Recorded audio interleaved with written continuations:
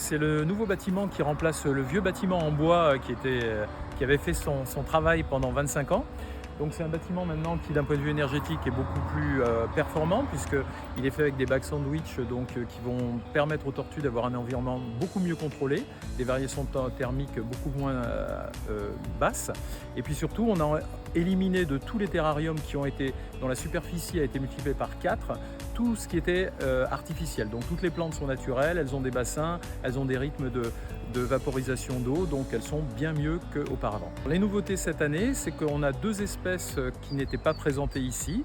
La première, c'est une tortue rare d'Afrique qui est la petite Kinixis erosa, dont on a réussi depuis plusieurs années à avoir des petits et on a réussi à les élever parce que c'est une espèce qui est très difficile à élever en captivité.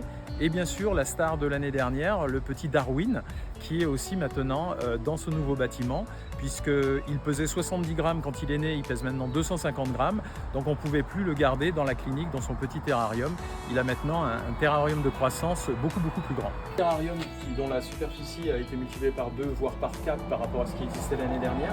On a essayé de créer des biotopes différents qui sont relatifs en fait à l'origine géographique des tortues. Alors c'est des tortues qui sont originaires d'Afrique de l'Ouest et pour lesquelles on a essayé d'avoir un protocole d'élevage depuis plusieurs années et ça fait maintenant on va dire une petite dizaine d'années qu'on arrive à les reproduire.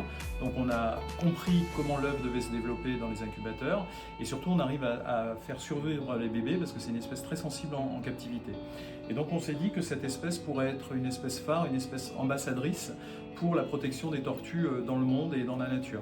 Donc on a créé un fonds de dotation, c'est la première fois qu'Akupulat va se doter de ce fonds de dotation qui va permettre en fait à des visiteurs et à nous et à des entreprises aussi qui seraient intéressées à mettre de l'argent sur ce fonds de dotation qui va servir à enrichir des programmes de conservation avec comme ambassadeur des tortues, mais ça peut être beaucoup plus large, ça peut être en fait des biotopes et des écosystèmes vastes.